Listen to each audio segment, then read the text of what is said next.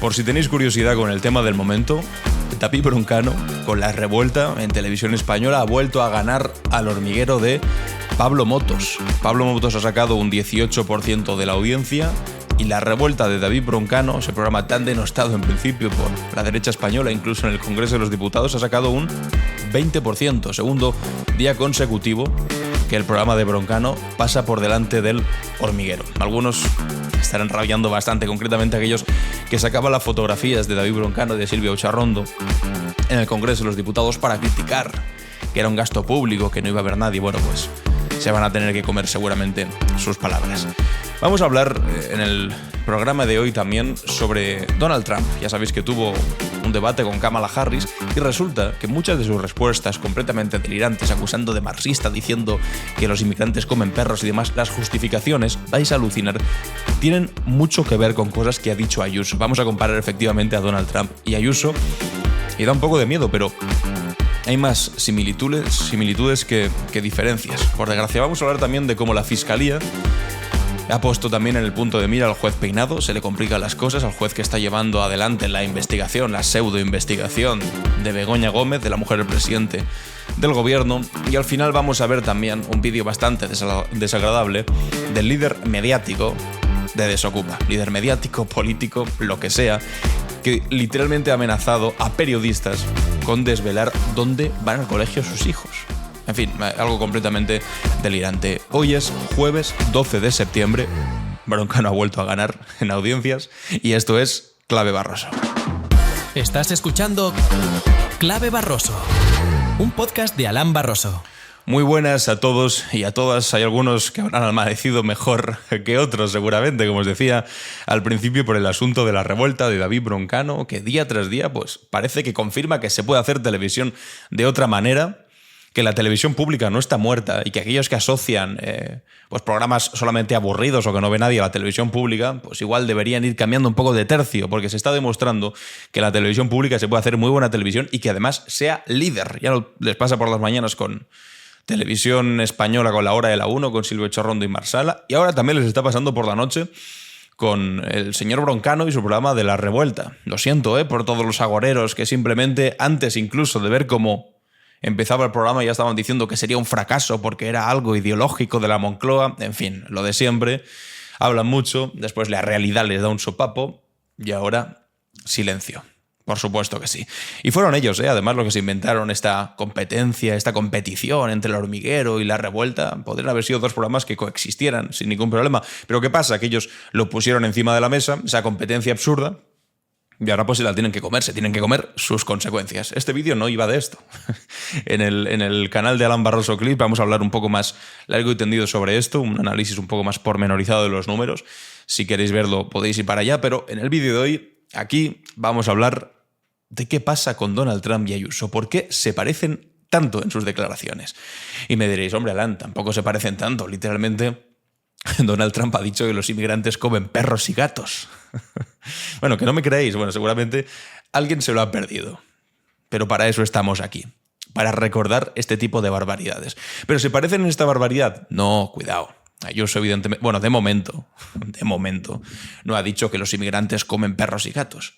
En lo que se parecen es en cómo se justifican a la hora de difundir los bulos más cutres y además con las patas más cortas posibles, que lo hacen literalmente de la misma forma. Pero antes de nada, como os decía, si alguien no ha visto el vídeo de Donald Trump diciendo que los inmigrantes comen animales, mascotas, atención.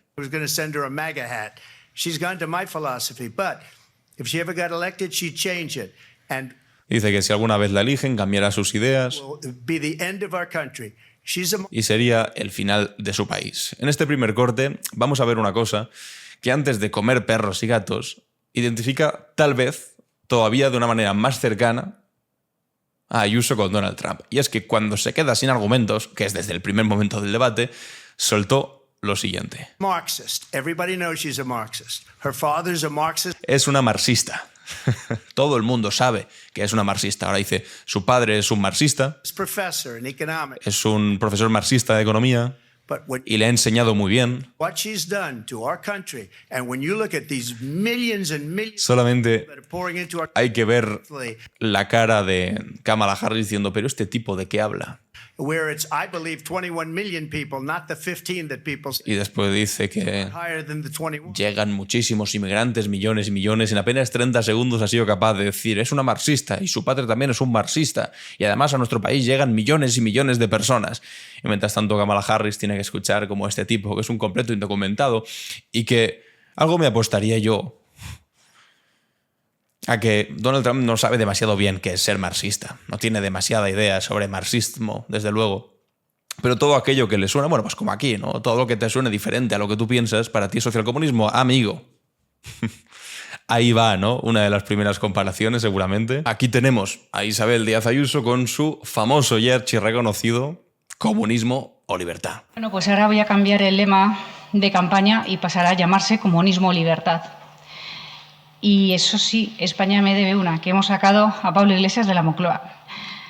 Es una persona afín a independentistas, al entorno de ETA, ha estado actuando siempre contra la Comunidad de Madrid y los intereses de todos los ciudadanos. Claro, cuando escuchamos a Donald Trump vivamente hablar de los millones de inmigrantes que vienen, de si su rival político es una marxista, bueno, ahora escucharéis lo de los perros y demás, os garantizo que lo ha dicho.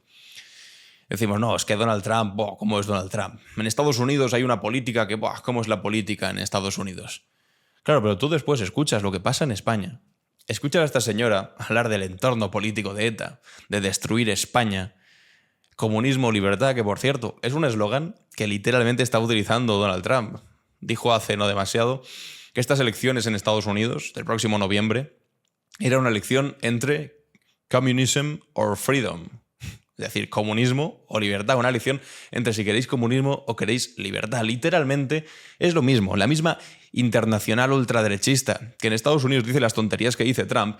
Aquí, su voz más acreditada es Isabel Díaz Ayuso, en dura competencia con la de Abascal, que últimamente está un poco más apagada, pero es literalmente eso. ¿No tienes argumentos contra tu contrincante? No te preocupes, llámala marxista, que en Estados Unidos eso todavía tiene una reverberancia pues, todavía mayor por la Guerra Fría y bueno, también por todos los crímenes que se cometieron durante los años 50, 60 contra cualquier persona a la que si acusabas de marxista literalmente iba a la cárcel. Bueno, pues Donald Trump le encantaría seguir viviendo en esos tiempos y en 2024 sigue aplicando la misma receta. Es una marxista, pero lo mismo que hace aquí Ayuso, tachando a todo el mundo de socialcomunista, de dictadura socialcomunista, y diciendo las barbaridades que dice. Vamos al tema de los perros y los gatos, que os garantizo que ha pasado. En Springfield se están comiendo los perros, se están comiendo los gatos, se están comiendo las mascotas de las personas que viven ahí. Y eso es lo que está pasando en nuestro país. Y es una vergüenza. Es literalmente lo que ha dicho. Se están comiendo nuestros perros, se están comiendo a nuestros gatos, las personas que vienen de fuera. Es lo que está pasando en nuestro país. Claro, evidentemente, Kamala Harris mira, se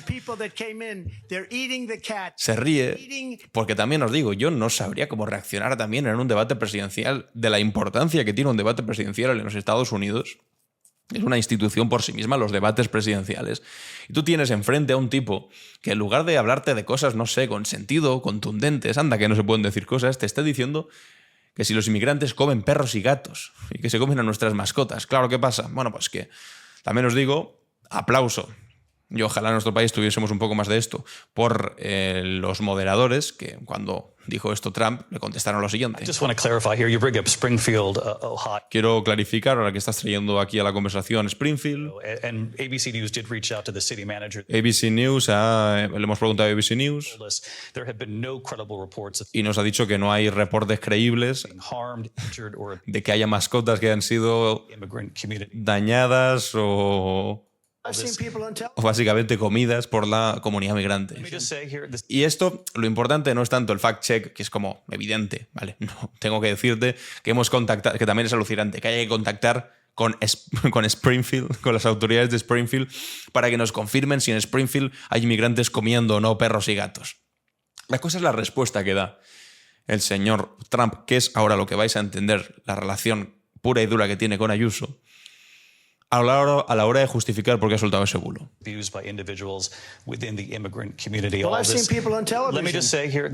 Y Trump contesta lo que acabas de decir. He visto personas en televisión. Las personas en televisión dicen, mi perro fue secuestrado y usado para hacer comida. Puede ser que él dijo eso y es una buena cosa que decir para un city manager.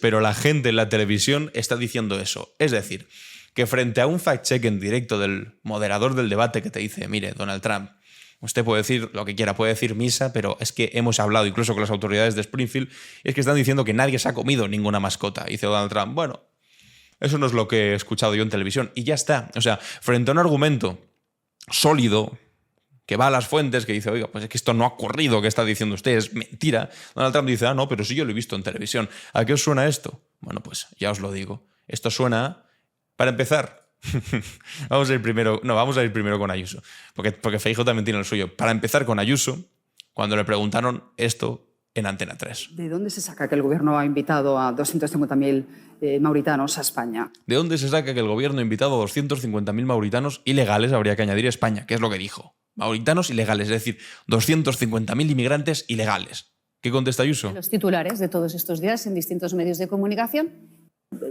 Y se queda tan ancha. Decidme si no es literalmente lo mismo. Si no es exactamente lo mismo, Ayuso diciendo que un bulo, porque es un bulo como una catedral, ¿de dónde ha sacado que el gobierno de España quiere invitar a 250.000 ilegales?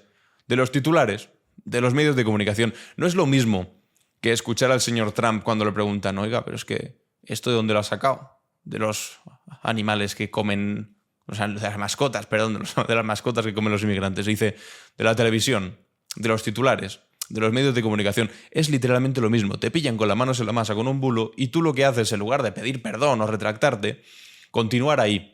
Y decir, sí, por supuesto, si es lo que he visto yo en los medios de comunicación o en la televisión.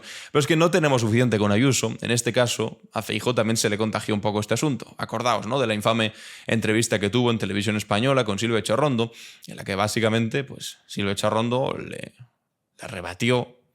No es que no rebatir realmente, es decirle, oiga, esto que ha dicho usted aquí es mentira. Y Feijóo insistía que no. Bueno, después se demostró que era mentira. Pero lo más fuerte es que en el debate que tuvo, en el cara a cara que tuvo con Pedro Sánchez, dijo también una mentira. Y para justificar la mentira que dijo, atención a cómo lo explica en Onda Cero. En el debate dijo usted algunas cosas que son mentira. ¿Por qué? En el debate dijo algunas cosas que son mentiras. ¿Por qué? A ver si acepta que dijo una mentira o no. Pues sería bueno que usted me diga cuáles. Bueno, yo no he dicho mentiras. Debería usted decirme qué mentira he dicho. Vale, ahí va. Por ejemplo, que el juez archivó el caso Pegasus por falta de colaboración de Pedro Sánchez. Eso lo había leído en un teletipo hacía poco tiempo. A lo mejor no era correcto, pero el teletipo que a mí me mandan era por falta de colaboración del señor Sánchez, sí.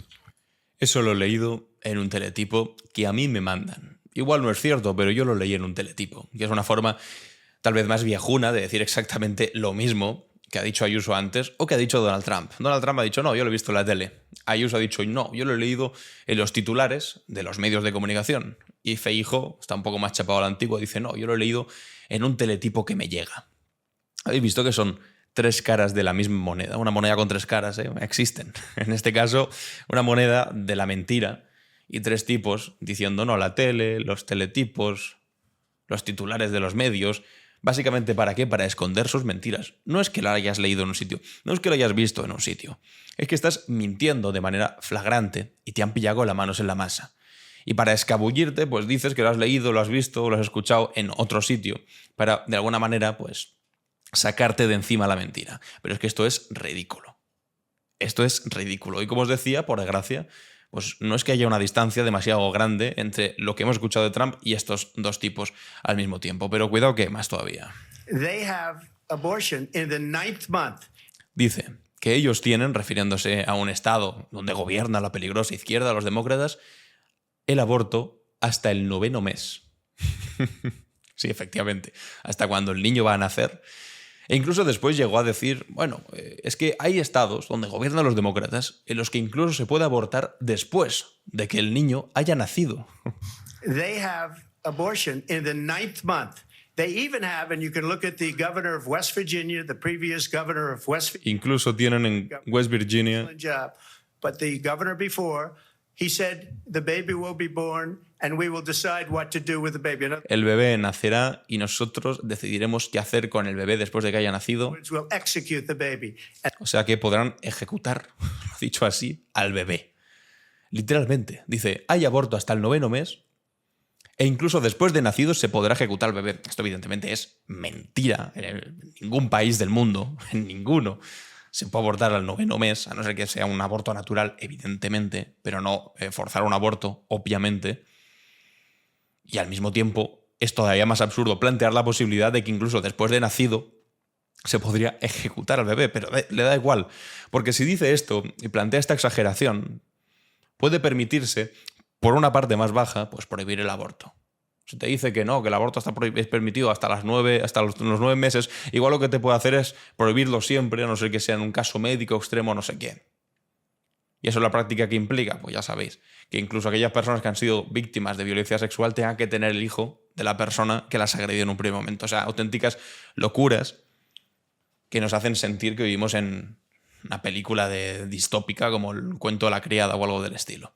Bueno, pues frente a una mentira tan flagrante también como que permiten abortar hasta los 9 meses e incluso después de haber nacido, bueno, pues también una moderadora le dice esto. Great courage in doing it, and I give tremendous credit to those 6 justices. There is no state in this country where it is legal to kill a baby. Dice, no hay ninguna prueba, ningún hecho que demuestre que en este país sea legal after it's born. Matar a un bebé después de que haya nacido. Y ya está. Aquí al menos no hay justificación posterior de Trump, pero ya es como el top de la vergüenza, del ridículo, de la capacidad de soltar bulos de esta manera. Bueno, pues hasta aquí esta dolorosa pero cierta comparación entre las cosas que va diciendo Donald Trump por ahí, sus justificaciones absurdas, con lo que dice Ayuso y también, en este caso, Feijóo.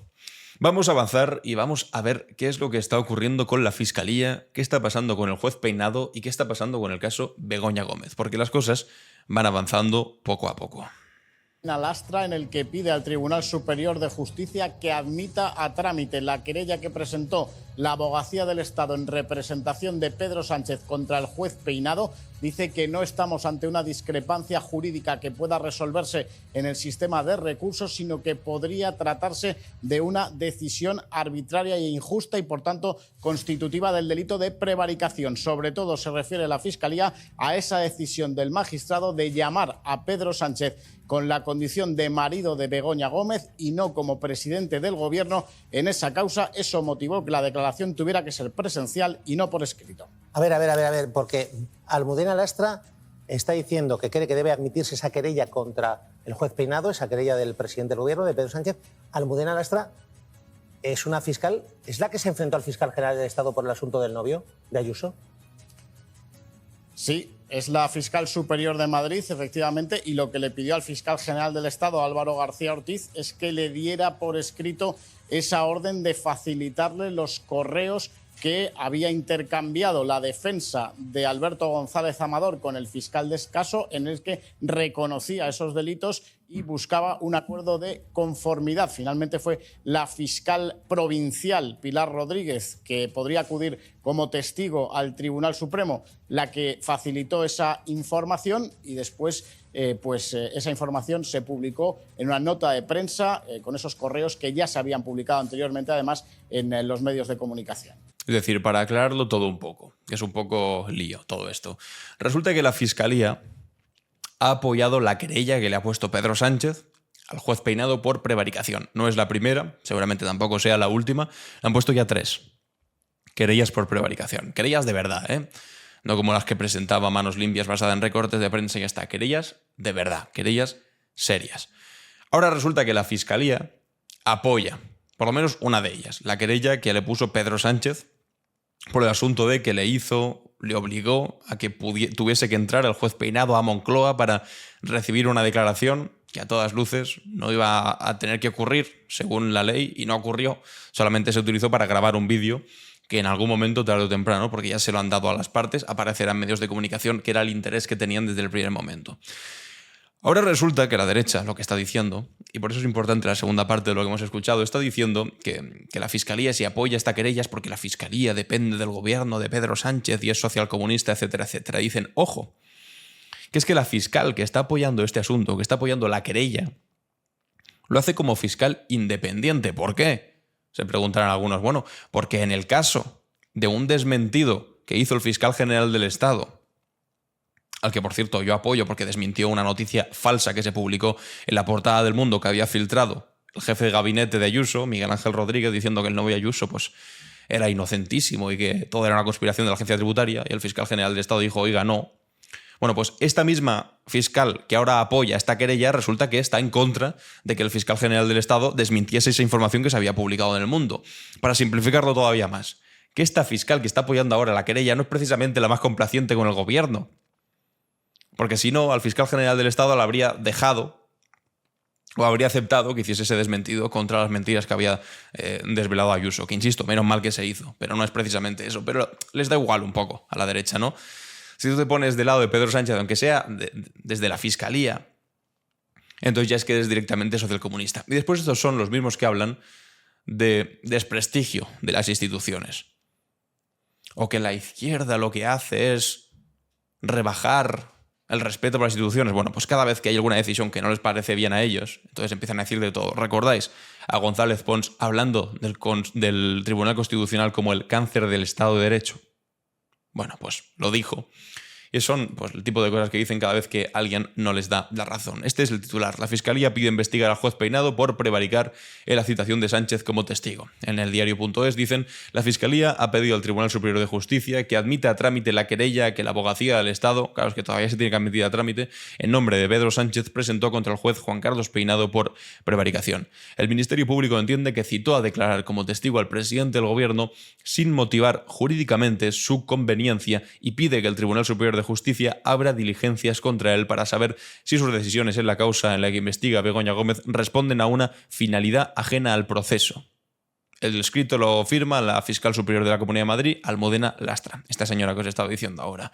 Pero si la pregunta que os hago es, si lo que está haciendo el juez Peinado responde a una finalidad ajena al proceso, hombre, pues la respuesta es bastante evidente, sí. ¿Y cuál es esa finalidad ajena al proceso? Pues lograr titulares, lograr horas de tertulia, lograr que se hable sobre la posible culpabilidad de Pedro Sánchez que tiene que declarar delante de un juez. Maldita sea, si el propio Feijóo, el día en el que se vio la declaración, el que se produjo la declaración de Pedro Sánchez, bueno, la ridícula declaración, porque es que no se tenía que declarar y fueron 2 minutos de declaración. Frente al juez Peinado salió Feijóo y por supuesto también Abascal y todos estos sospechosos habituales a decir, es intolerable que un presidente del gobierno tenga que declarar. Con Mariano Rajoy decían de todo y ahora con esto, hombre, sí, lo que pasa es que con Mariano Rajoy, con M. Rajoy, misterioso M. Rajoy, además de policías patrióticas, casos Kitchen y demás, pues había casos Gürtel, casos Lezo, casos Púrica, casos de todo tipo, incluso caso pagar la reforma de tu sede principal de Génova con dinero en B. Que me queráis decir que es exactamente lo mismo, hombre, pues ¿qué queréis que os diga? Me parece bastante ridículo. Vamos a escuchar ahora también, hablando antes de Ayuso, de las tonterías que va diciendo Ayuso, algunas de sus últimas declaraciones, que tienen telita. E igual también nos suenan un poco a trampismo. Díaz Ayuso, y con argumentos, ojo, que no habíamos escuchado hasta el momento. Fíjense, la presidenta madrileña anuncia la puesta en marcha del primer plan regional contra las drogas y aprovecha mucha atención a esto. Que la izquierda alimenta el consumo de drogas en nuestro país. Escuchen. Las drogas nunca fueron propias de Occidente, eran de otras culturas, como otras orientales. Las drogas nunca fueron propias de Occidente, eran de otras culturas. Se puede ser más ignorante. Etcétera, que se sumían en ellas y, sin embargo, ahora hay un interés desmedido por colarlas en nuestra sociedad. Además de problemas evidentes de salud, lo que hace es destruir vidas, libertad, la seguridad, la prosperidad, y es algo que, por supuesto, la izquierda alimenta, ¿no? Necesita tener a la gente empobrecida, dividida, sin falta de estímulo. Necesita tener a la izquierda a la gente empobrecida, con falta de estímulo, y por eso a la izquierda le encanta que se legalice las drogas. Dice la persona que basó una campaña electoral entera en decir que tomar cañas era lo mejor del mundo, en hablar de cervecita, en hablar de las terrazas donde podías tomarte algo. Es decir, esta persona que construyó una campaña electoral entera en torno a eso, ¿de verdad ahora está diciéndole a la izquierda que si la izquierda tiene una relación con las drogas, que no sé qué, no sé cuántos? Por favor. ¿Y por qué lo dice? Pues no lo sé, debe ser por la legalización del cannabis. Supongo. Que además todos los estudios que hay en sitios donde se ha legalizado el cannabis dicen que el consumo no aumenta, sino que en todo caso se vuelve más seguro para aquellas personas que lo consumen. Pero también, o sea, que se ponga tan estupenda en contra de las drogas cuando realmente ella ha sido la principal introductora o por lo menos defensora, primero criticando la ley del tabaco, es decir, que se pudiese seguir fumando en restaurantes y demás, súper en contra de las drogas, y después con su campaña sobre tomar cañas y demás. La libertad en Madrid es poder tomarte una caña. Bueno, pues si eso no es fomentar el alcohol, tú me dirás, no, pero eso no es una droga, vale, fantástico. Ayuso. Fantástico. Y ahora que se ponga estupenda con esto, en fin, es alucinante, completamente alucinante. Veremos la cola que traen estas declaraciones. A Ayuso le molesta que se ponga el foco en el llamamiento que hizo ella a los presidentes autonómicos del PP para que no se reunieran a solas con Pedro Sánchez. Un guante que, por cierto, no recogió ninguno de sus colegas. Bueno, ella dice que no entendimos bien lo que quería decir, Sánchez dice que nos va a llamar de manera bilateral, que es el nuevo concepto para ¿El nuevo concepto? crear estados ya de facto. Me parece... El nuevo concepto para crear estados ya de facto. Pero es que, ¿qué dice? O sea, no sabe ni lo que dice la señora esta. Tremendo que se ponga el acento sobre si yo voy o no voy a la Moncloa, cuando creo que toda la prensa debería poner el acento en cómo no has convocado una conferencia de presidentes desde hace 2 años y medio. ¿Cómo tienes la Bueno, hacer esto? Que se enfadó. Por favor, que se hable entre todos. Se enfadó Ayuso porque hizo un llamamiento a que ningún presidente autonómico se reuniese cara a cara con Pedro Sánchez. Quería llamar al boicot. Que decía, no, pues no os reunáis con él, porque si os reunís con él os va a sobornar. Es como, bueno, pues qué mal concepto tienes de tus compañeros si consideras que el resto de presidentes autonómicos del Partido Popular se van a dejar sobornar por el perro Sánchez, ¿no? Qué mal concepto tienes de ellos. Pero ¿qué pasa? Es que nadie le hizo caso. Y que salieron presidentes autonómicos a decirle, bueno, pues yo sí me voy a reunir. No me cae bien Pedro Sánchez, pero si me llega el presidente de mi gobierno me reúno con él, obviamente. Y la dejaron sola. Por eso que el liderazgo de Ayuso, desde el asunto con su novio y desde otras cagadas que va cometiendo cada 2 por 3, cada vez está más tocado. Aquí no le hicieron ni caso. Vamos ya directamente, por dejar un poco a Ayuso atrás, que ya hemos hablado demasiado sobre ella, de ella e indirectamente de ella con Donald Trump. Vamos a ver este vídeo, que es una auténtica locura. Lo comparte Rubén Sánchez en Twitter y dice así: el propietario de Desocupa, Daniel Esteve, intenta atemorizar a periodistas que lo investigan a él y a su negocio. Les advierte de que sabe sus teléfonos, dónde viven, y esto es lo grave, o a qué colegios llevan a sus hijos, y anuncia que varios de sus seguidores van a asaltar sus domicilios. Mucha atención a lo que dice este tipo, con el que, os recuerdo, un sindicato importante de la Policía Nacional ha firmado un acuerdo de colaboración con este señor. La Policía Nacional, que se supone que tiene que ser ideológicamente neutral. Atención. Perdonad, pero es que me estoy descojonando esta mañana cuando acabo de abrir el teléfono, los mensajes sobre el tema de equipo de investigación. Equipo de investigación, un programa de La Sexta. ¿Sabéis la que se os viene encima? O sea, tengo ya con mi CNI de seguidores direcciones, teléfonos, dónde llevan al colegio a sus hijos, direcciones de segunda residencia. Y los chavales han hecho seguidores nuestros y decían, pues te digo una cosa, en su día tú nos ayudaste y todo el rollo. Me dice, vamos a buscar las segundas residencias de los presentadores, los coordinadores, los directores y las vamos a ocupar. Y a mí me vais a comer los huevos por detrás. Bueno, no perdamos el tiempo, ya iremos sacando cositas, que tengo preparadas unas cuantas. Sobre todo ahora parece que tendréis que vigilar vuestras segundas residencias, no vaya a ser que os las ocupen, ¿eh? Bueno, es alucinante. Amenazando con que les van a ocupar las segundas residencias. También diciendo que dónde van al colegio sus hijos, que me parece eso algo completamente loco. Amenazar con eso, en fin, no tendrá consecuencias, ¿no? Aquí esta cuenta de Twitter, Bulldog decía, lo de los niños no se tocan, ¿dónde quedó? Y es que es así de claro. Los niños no se tocan hasta que tú puedas amenazar a otra gente que no te cae bien diciéndole que sabemos a qué colegio van tus hijos y que esto no tenga consecuencias. No solo que no tenga consecuencias, sino que además se esté contratando desde lo público a este tipo, desde la Policía Nacional, me parece de lo más ridículo, de lo más absurdo que ha pasado en los últimos meses.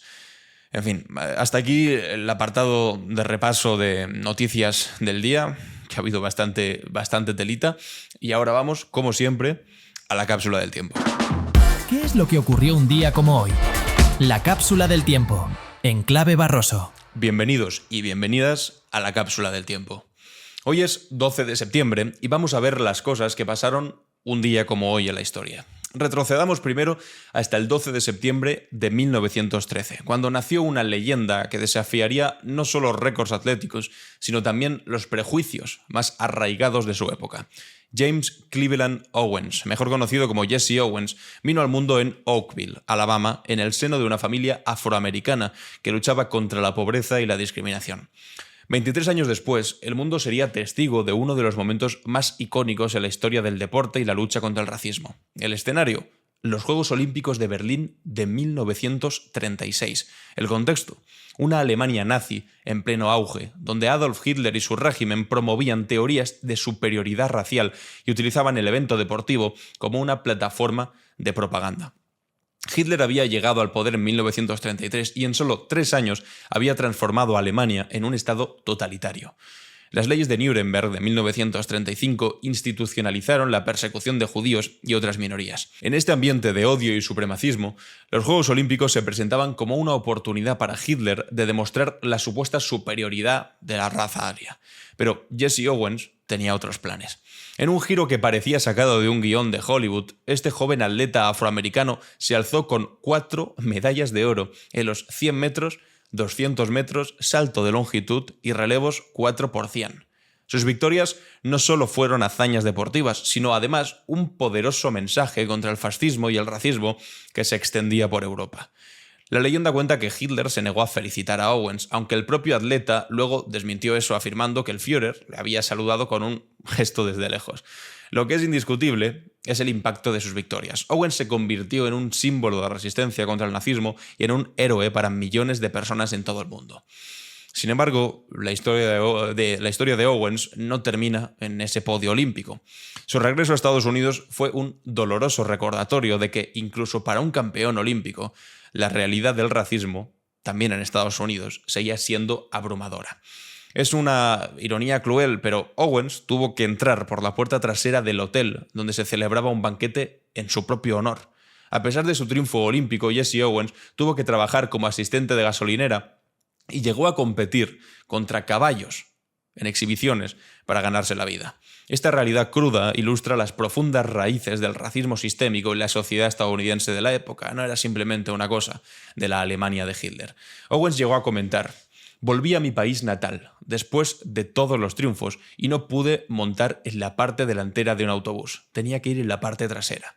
La vida de Owens después de los Juegos Olímpicos estuvo marcada por altibajos, aunque finalmente logró cierto reconocimiento y trabajó como embajador de buena voluntad para el gobierno de Estados Unidos, nunca recibió la aclamación y las oportunidades que su talento merecía.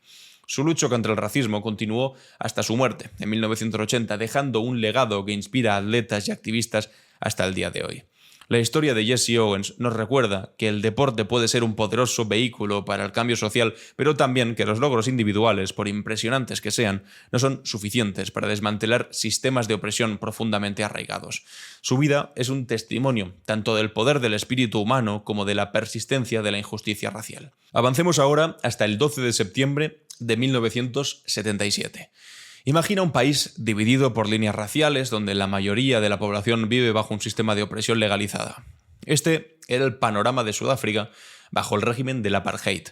En este contexto, una noticia sacudió al mundo. Steve Biko, líder carismático del movimiento anti-apartheid, había muerto bajo custodia policial. Había muerto, entre comillas. Pero ¿quién era Steve Biko? ¿Y por qué su muerte causó tal conmoción? Para entenderlo debemos viajar a Sudáfrica de los años 70. El apartheid es un sistema de segregación racial institucionalizada y estaba en ese momento en su apogeo. La población negra, que constituía la mayor parte del país, vivía bajo severas restricciones. No podían votar, debían vivir en áreas designadas, usar instalaciones separadas e incluso las relaciones interraciales estaban prohibidas. En este escenario opresivo surge la figura de Steve Biko, un joven carismático y brillante, que no era un político tradicional, era un pensador, un filósofo de la liberación.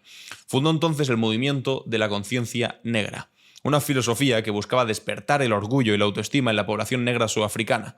Biko sostenía una idea revolucionaria: lo más poderoso en manos del opresor es la mente del oprimido. Su mensaje era claro: la liberación política debía ir acompañada de una liberación mental. Instaba a los negros sudafricanos a rechazar la noción de inferioridad que el apartheid les había impuesto y a redescubrir su valor y su cultura. Este mensaje resonó profundamente en la juventud negra sudafricana. Biko se convirtió en el portavoz de una generación que ya no estaba dispuesta a aceptar la deshumanización del apartheid. Sus discursos y escritos encendieron una chispa de resistencia que el régimen temía. El gobierno sudafricano, alarmado por la influencia creciente de Biko, lo puso bajo banning orders, una forma de arresto domiciliario que restringía severamente sus movimientos y contactos, pero Biko continuó su activismo de forma clandestina. El 18 de agosto de 1977, Biko fue finalmente detenido en un control policial. Lo que sucedió después sigue siendo objeto de controversia, pero lo que sabemos es que Biko fue sometido a un brutal interrogatorio. Durante 24 días seguidos fue torturado y golpeado salvajemente, y el 12 de septiembre Steve Biko murió a causa de las heridas sufridas durante su detención. La noticia de su muerte provocó indignación internacional. El régimen del apartheid intentó encubrir las circunstancias de su fallecimiento, pero la verdad acabó saliendo a la luz. La muerte de Biko se convirtió en un punto de inflexión en la lucha contra el apartheid. El impacto de Biko se extendió mucho más allá de las fronteras de Sudáfrica. Su filosofía de autodeterminación y orgullo negro inspiró movimientos de liberación y derechos civiles en todo el mundo. En Estados Unidos sus ideas resonaron con el movimiento de Black Power.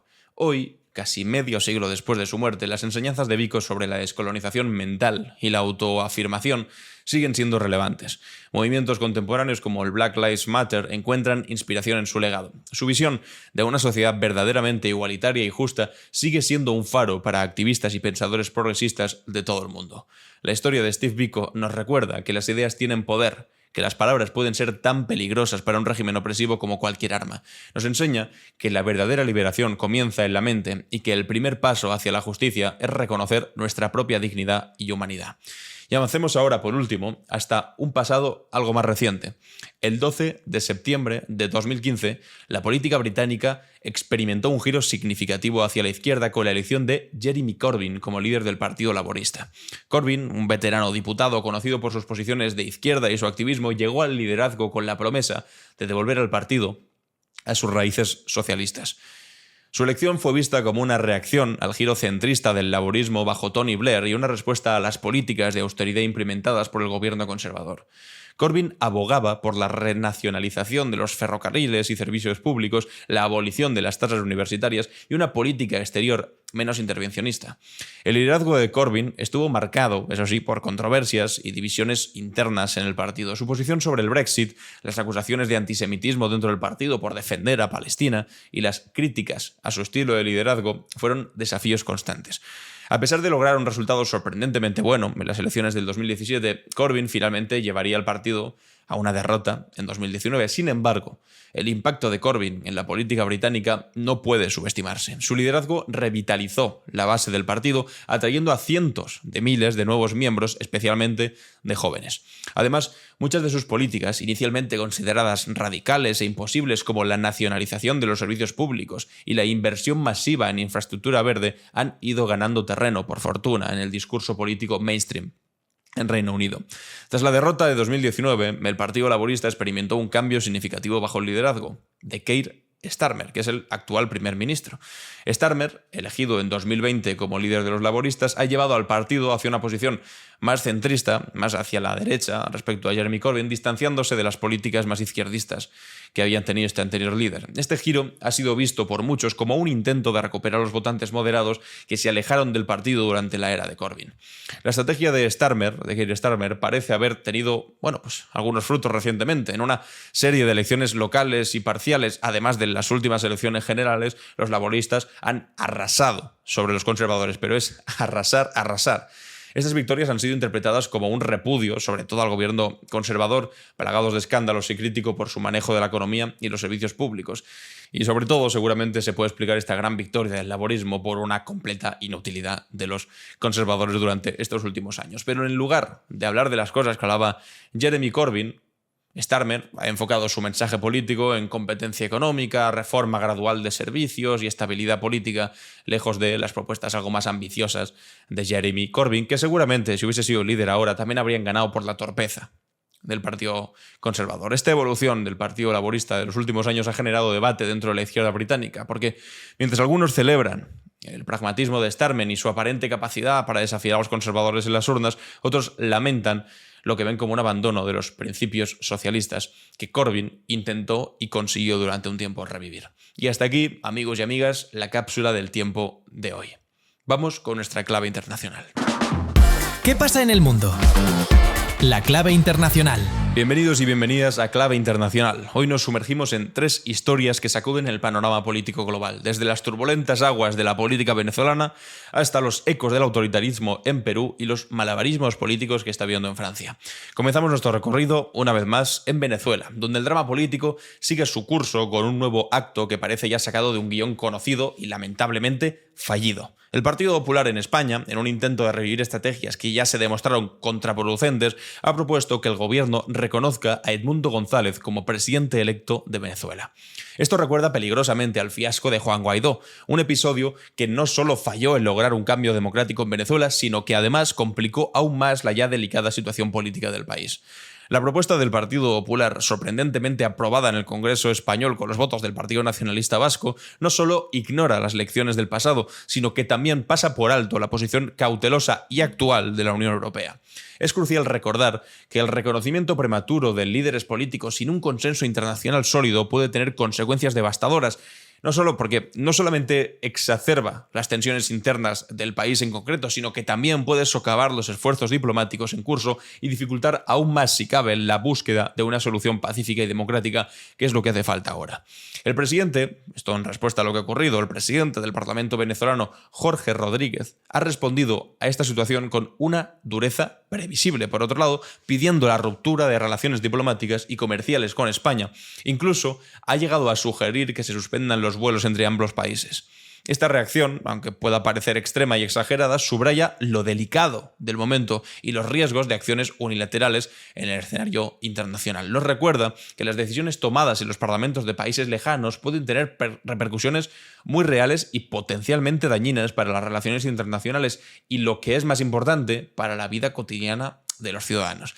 Es importante destacar que la solución a la crisis venezolana debe surgir del diálogo interno y el respeto a la voluntad popular, no de imposiciones externas o de reconocimientos de otros países. La comunidad internacional, en lugar de tomar partido precipitadamente, debería enfocarse en facilitar un proceso democrático, transparente y justo. Y esto implica, evidentemente, apoyar mecanismos de diálogo, garantizar la integridad de los procesos electorales y respetar la soberanía del pueblo venezolano. La situación de Venezuela nos plantea una pregunta crucial. ¿Cuál es el papel adecuado de la comunidad internacional en la crisis política de otros países? Porque es un equilibrio delicado, seguramente, entre el respeto a la soberanía nacional y la responsabilidad de defender los derechos humanos y los valores democráticos a nivel global. No hay respuestas fáciles para esto, pero lo que está claro es que las soluciones impuestas desde fuera rara vez resultan efectivas y sostenibles. Pasando a Perú, como os dije antes, nos encontramos hoy con una noticia que marca el fin de una era: el fallecimiento de Alberto Fujimori a los 86 años. Fujimori, una figura que encarna las complejidades y contradicciones de la política latinoamericana, deja tras de sí un legado tan controvertido como su gobierno. Fujimori gobernó Perú con mano de hierro en los años 90, un periodo turbulento en la historia del país. Por un lado, se le atribuye, como siempre se hace con este tipo de líderes, haber estabilizado la economía peruana, evidentemente, implementando políticas neoliberales, estabilizando para los más ricos, seguramente, como siempre. Sin embargo, el reverso de la moneda es oscuro y está además manchado de sangre. Su mandato estuvo marcado por graves violaciones de los derechos humanos, incluyendo masacres como las de los Barrios Altos y de la Cantuta, por las cuales fue finalmente condenado. Además, su gobierno se caracterizó por una corrupción sistemática y sistémica que lo llevó a ser considerado uno de los 10 mandatarios más corruptos del mundo, según Transparencia Internacional. La muerte de Fujimori reabre viejas heridas en la sociedad peruana y nos recuerda la importancia de no olvidar los crímenes del pasado. Es un momento para reflexionar sobre cómo las sociedades lidian con los legados de líderes autoritarios y la necesidad de fortalecer las instituciones democráticas para prevenir la concentración excesiva de poder. Y finalmente nos trasladamos a Francia, donde el panorama político se ha vuelto un verdadero rompecabezas. El nuevo primer ministro nombrado por Macron, Michel Barnier, intenta formar un gobierno que refleje la realidad política postelectoral francesa. Sin embargo, esta tarea se ve complicada por la resistencia de la izquierda a colaborar con un gobierno que no respeta los resultados de las últimas elecciones legislativas. Porque la decisión del presidente Emmanuel Macron de nombrar a Barnier, un conservador, como primer ministro, ignora la voluntad expresada por las urnas, donde el bloque de izquierdas quedó en primer lugar en la Asamblea Nacional. Este movimiento no solo desafía los principios democráticos básicos, sino que también corre el riesgo de profundizar en la división política en Francia, cosa que evidentemente solo rentabiliza Le Pen. Barnier, conocido por su papel en las negociaciones del Brexit, ahora se enfrenta a un desafío quizás aún mayor: formar un gobierno de unidad en un país profundamente dividido. Su estrategia parece ser intentar atraer a algunos miembros de la izquierda, particularmente al Partido Socialista, para formar una coalición más amplia. Sin embargo, hasta ahora, estos esfuerzos han sido infructuosos. La izquierda francesa, liderada por el Nuevo Frente Popular, ha anunciado su intención de presentar una moción de censura contra el gobierno de Barnier. Esta resistencia subraya la importancia de respetar los resultados electorales y la necesidad de un diálogo genuino, de verdad, entre todas las fuerzas políticas para abordar los desafíos que presenta Francia. Además, la crisis política francesa tiene implicaciones que van más allá de sus fronteras, porque Francia, como uno de los pilares de la Unión Europea, juega un papel crucial en la política continental, y la inestabilidad en París podría tener repercusiones en toda Europa, especialmente en un momento en el que la Unión Europea enfrenta desafíos como la crisis económica post-pandemia, la transición ecológica y las tensiones geopolíticas entre Rusia y China. Y hasta aquí nuestra clave internacional. Vamos ahora con las preguntas y respuestas. ¿Y tú? ¿Qué opinas? En Clave Barroso. Bienvenidos y bienvenidas a ¿Y tú qué opinas?, donde os hago una pregunta y leo vuestras respuestas. Ayer os preguntaba sobre el asunto, con el que hemos empezado hoy también, del hormiguero y de David Broncano y su nuevo programa La Revuelta, que hoy, como os decía al principio, insisto, ha tenido muy buen resultado en audiencia. Han quedado primeros de nuevo, con un 20% de la audiencia frente a un 18% de los de Pablo Motos. Y os decía que qué había pasado concretamente con el programa del hormiguero, que se había derechizado, convertido en una especie de tertulia política oculta detrás de un programa supuestamente de entretenimiento blanco y familiar, y qué creíais que pasaba también con la resistencia, con la revuelta de Broncano entrando con fuerza en la televisión pública. Vamos a leer algunos de vuestras opiniones. Empieza aquí Olga García Pérez diciendo: Broncano tiene que agradecer al Partido Popular y a Vox la propaganda gratuita que le han hecho. ¡Ánimo! Hoy vamos a por el sorpaso. Efectivamente, ha habido sorpaso total. Como os decía antes, 20% frente al 18%, y es verdad que con toda esa parafernalia en el Congreso de los Diputados diciendo barbaridades, les han hecho un gran favor en publicidad. Bin6510 dice: yo tengo casi 60 años y siempre me ha gustado los programas como el de Broncano. Hace muchos años, cuando empezó El Hormiguero, me gustó un tiempo, pero yo creo que era porque fue la época del Telecorazón y El Hormiguero era un soplo de aire fresco y diferente. Pero el Broncano, que ya le conocía de la radio, El Hormiguero, habiendo tomado los derroteros de la prensa rosa, No hay color, Broncano forever. Es decir, que casi como una alternativa a cosas muy asentadas y que ya, pues cuando tienen un recorrido de tanto tiempo, pues ya cansan un poco, ¿no? Como decía en este caso la prensa rosa, y también El Hormiguero, que con la tontería lleva muchísimos años al frente de la televisión. Bueno, y es probable que se quede muchos más, porque el programa seguramente sigue funcionando. Lo que pasa es que ahora pues le ha salido un duro competidor que antes no tenía. Dice Pedro: El Hormiguero le ha hecho la mejor publicidad a Broncano. Totalmente. Mucha gente ha opinado como él, tiene 132 me gustas. Dice aquí Óscar: La Derecha y El Hormiguero le han hecho medio programa a Broncano. Todos opináis parecido en este sentido, a Broncano y a su equipo. A mí me ha gustado mucho los dos programas que llevan. Buen fichaje de la televisión pública, es lo importante, que es la televisión pública haciendo un buen trabajo. Carmen dice: El Hormiguero se ha convertido en el programa pelota del PP. Da pena que un programa de entretenimiento tenga ese sesgo político tan partidista. Broncano no me extraña que pueda tener éxito, porque la gente está bastante harta de toda la manipulación y politiqueo torticero. También ha sido un comentario muy apoyado. 112 personas habéis pensado como ella. Aquí Joyarto dice: efecto Streisand. Tanto decir que Broncano iba a acabar con Pablo Motos y decir que no había que verlo, que no había que propiciar que existiese ese programa con dinero público, bueno, pues resulta que al final van a conseguir lo contrario y que tanto decir que Broncano iba a acabar con Pablo Motos, van a conseguir que lo haga sin querer, que tampoco era su pretensión, evidentemente. Y aquí Benito dice: me gustaría creer que muchos espectadores del Hormiguero siguen ahí por lo que era un programa de entretenimiento, pero que ya están un poco hartos de que haya tanto adoctrinamiento político en tono fachoso y cuñadista, y que esos espectadores hartos se pasen a la revuelta para ver de nuevo entretenimiento sin más, y que eso pueda poner nerviosos a los amos del cotarro constatando que ya no tienen tan fácil eso de adoctrinar y decirle a la gente lo que tiene que votar. Sería así. Prefiero no hacerme muchas expectativas, pero soñar es gratis y ayuda a resistir en estos tiempos de Mordor. Gracias, muchas gracias, Alan, por aportar honestidad y rigor al debate político que buena falta hace. Muchas gracias a ti, Benito. Muy interesante tu opinión también. Y a partir de este punto os planteo la pregunta del día de mañana. Habéis visto, ¿no?, al principio todo lo que hemos hablado sobre la comparación Ayuso, Feijóo y Trump.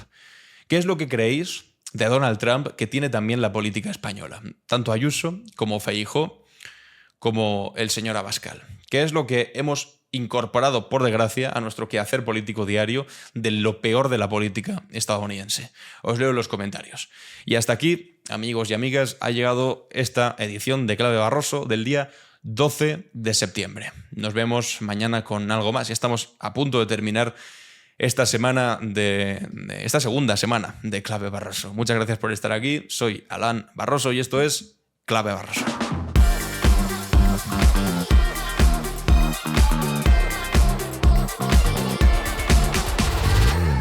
En Clave Barroso.